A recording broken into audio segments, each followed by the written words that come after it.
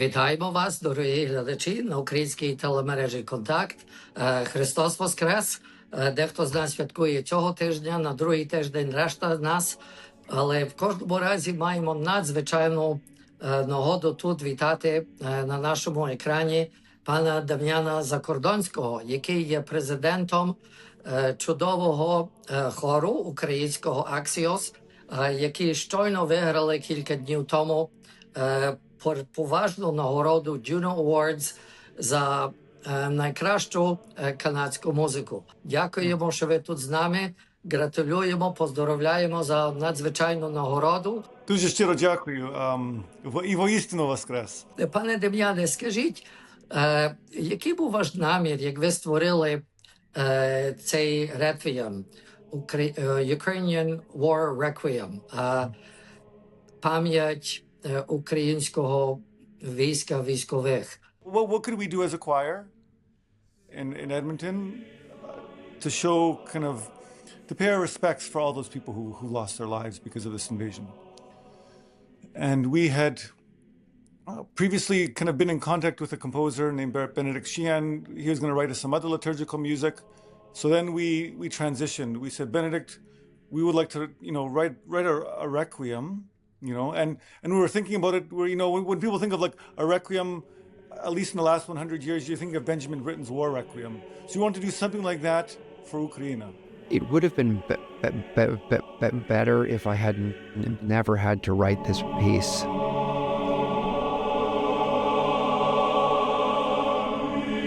It's so deeply connected to the living experience of the people that are performing this music.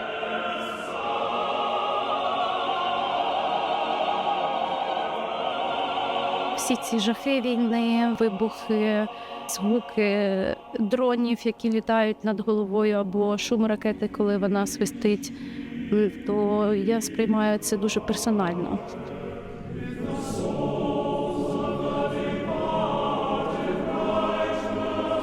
I'm sure somebody would have had to write this piece in some regard, so I'm honored that it got to be me.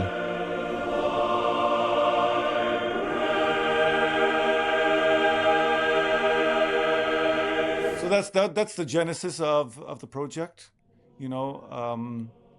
and at the same time we said if we're doing something like this, we want to produce it as best as we humanly can. So, bring in the best talent that's available where we live in Edmonton, and also who could we bring in, which other Ukrainian artists could we bring in, because by incorporating those people from Ukraine, there's an intangible. Again, those are people, they're living through the war. They just bring something more than just, us who are, on the sidelines. One thing that I find very important in the creation of the Ukrainian War Requiem is that it was made here in Edmonton in Alberta. We have so much talent here and so many committed community members, and we've all pulled together because this is how I think we support each other in this community. You're Ukrainian, you're Canadian, we all came together. We invited people into this community and, welcomed them with open arms, and everybody gave their best and their creative self and their vocal power. And I think the capacity we have here in Edmonton is really very powerful, and I'm happy and I'm also proud to be part of that. Щойно ми мали нагоду говорити з президентом хорового ансамблю «Аксіос», і тепер маємо нагоду поговорити з диригентом, кондуктором паном Міхаелом Цауґом. Michael, that was an introduction to you as the conductor-director of the Axios choir, and absolute congratulations and pozdоровлення for this wonderful achievement. Tell us about the musicality. What were you, as a conductor, trying to bring to the world, the Canadian community, with the conducting and producing of this Ukrainian War Requiem that won the award? The Ukrainian War Requiem was created out of a desire to simply do something. We all know about the situation in Ukraine, and we are here in Edmonton with the Ukrainian community. I myself, I'm not Ukrainian, I'm Swiss. I've been working with the choir with Akсіос Men's Ensemble for the last 10-12 years. So I have many, many dear friends, and it's a great community we are part of here in Edmonton and in Alberta.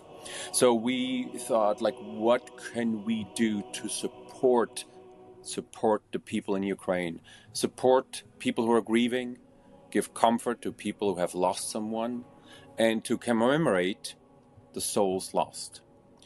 And what we do is sing. And as they say, if you have more than 5 Ukrainians, you have a great choir together. So here we are, we're 65. So we have this great opportunity here through music to bring this to the people here, to Ukrainians here, but to the community at large, across Canada, across the world, and in Ukraine, to help work through the grief, through the situation, through the losses, and bring a little bit of hope in these dark times.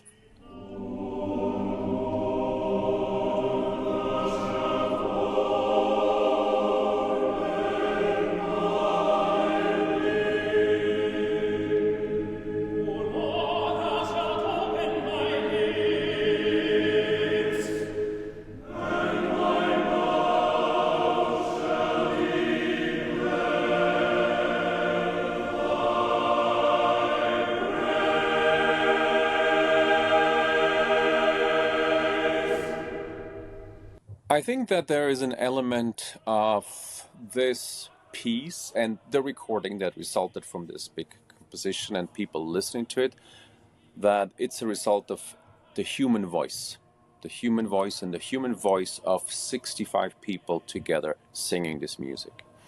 We were in good company, so to speak, with other nominees that are really well established in Canada, known like orchestras and large organizations. Now, is it because we have the human voice that helped us, that kind of found a way into the hearts maybe of the jurors, and listening to this and understanding the context, understanding the purpose of the Ukrainian War Requiem, and listening to these voices singing? I think that has an impact that, we all must acknowledge, the human voice singing and how that touches us. So I hope that is the reason why our work in the end went from a nomination to a win, why we were honored in this way, because our human voices really touched something deep in everybody's soul. There's many other hardworking, wonderful choirs all across Canada. You have Веснівка, you have Husli in Winnipeg, you have the Banduriste, so you have all these just excellent choirs that represent our music to the general community. But this is the first time something like this has happened. So we are honored by it. The stories of the war are kind of relegated to the back page, and so hopefully this can kind of bring it to the fore a little bit, in our own way.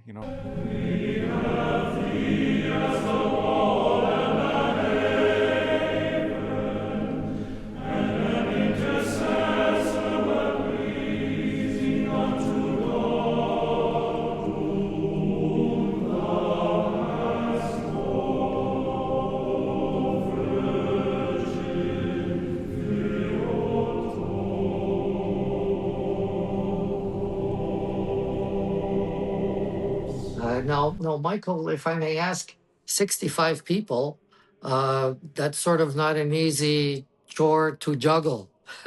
and could you tell us, we understand you're the director of Procoro, and how did you manage to intertwine?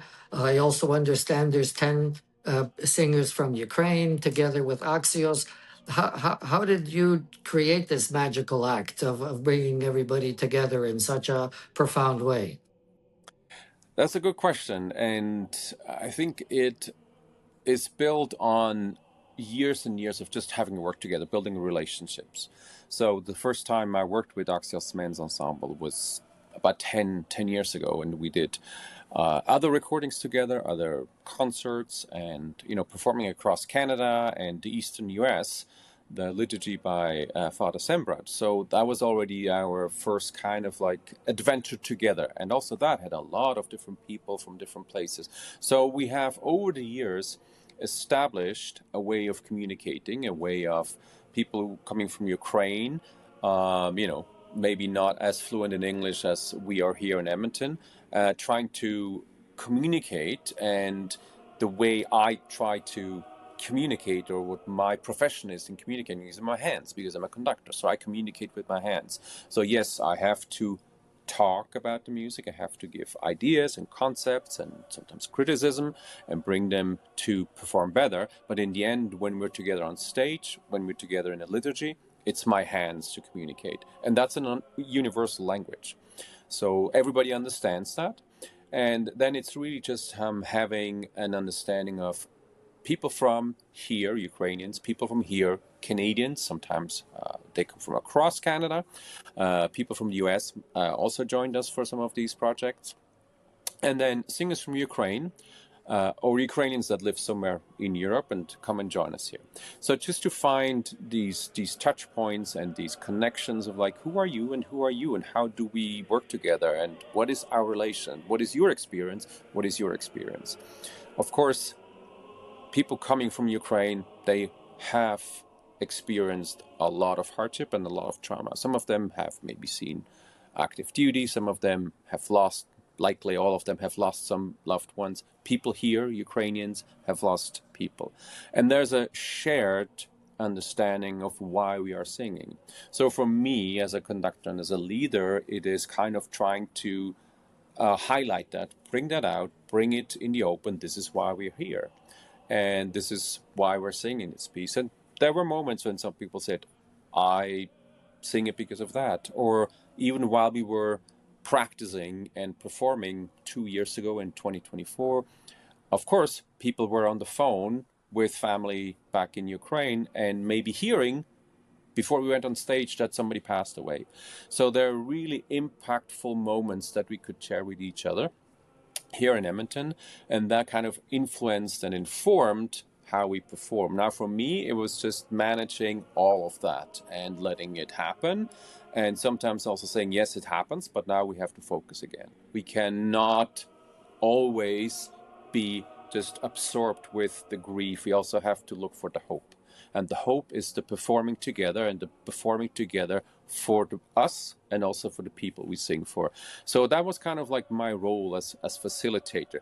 Now I'm very efficient at that. Maybe that's my Swiss background. I'm very efficient at that, and I'm very organized, so I can provide very clear, guardrails and parameters around a large group of people, and help them really focus on what we do, which is sing together and perform together. So that's kind of my role in this. And of course, we had a great team from Akseos Men's Ensemble, one whom you talked just before, Damien, who helped with the production and with anything that was happening off stage, behind the stage, all the production and moving around and bringing all these guests and all that. So everything has to kind of work hand in hand, but we've done this for about 10 years now together. So we're a well-oiled team, so to speak.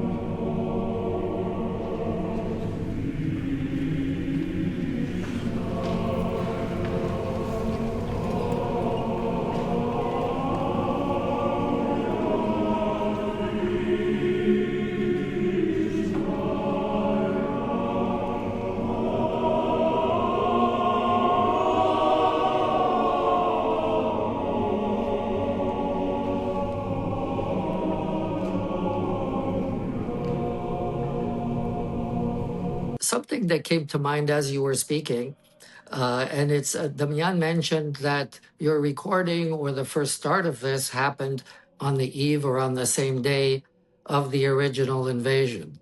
Right now, unfortunately, we're 4 years into that. Is there anything in your heart or in the experience over a period of time that you may have added maybe a different or a nuanced element to the piece 4 years later as opposed to what was done originally? With the work that we did, the practicing, the performing, the recording, and then with the 1 year to 2 year anniversary, etc., and then the 3 year anniversary where we actually performed again part of it at the memorial here in Edmonton on the day of. And just recently we had an evening where the community would gather again here in Edmonton. I'm sure across Canada people gathered on the evening and just commemorate again the anniversary of the invasion. And for me, one of the things that that becomes more and more apparent is the weight of it, right? Because it keeps going, and it's day after day that we hear about it, and that we get the news, that we hope for a solution, hope for people talking together, hope for one step further, maybe a small step, but at least a step further, that there is a solution on the horizon. And we get hope sometimes by political leaders providing us with a glimpse of hope, but we're still waiting. And it's that wait, that daily, the daily news cycle. And I think for me, that is one of the things that has been added to the piece. It's not that we add new musical elements or new numbers or a new melody or something like this, but we just feel it more in our bones. We feel it more in our bodies when we sing it. It becomes almost a bit more exhausting. But at the same time, in the piece, towards the end of the piece, we actually move into this moment where we sing about Lux Aeterna, the eternal light, and then Paradisi Gloria, eternal paradise. So there is that hope that we steer towards to. And this could be a spiritual understanding, could be a geopolitical understanding. We go towards hope. It's a musical arch that goes towards the eternal light, Lux Aeterna, and to the Paradisi Gloria. So there is these elements, but leading there feels heavy and heavy and heavy every day. And I think that's what really makes us tired and exhausted and hoping for that, eternal light. Wow. What a wonderful transgression from an issue, a problem, to hope, back to depth and the tiredness, and then still back to hope. And somehow I think it's very, very proper that we are at the same time celebrating your art, which at the same time brings us to the reality of the war right now, and then the Christian hope that we all expect on Easter. So thank you for tying all of this in for us.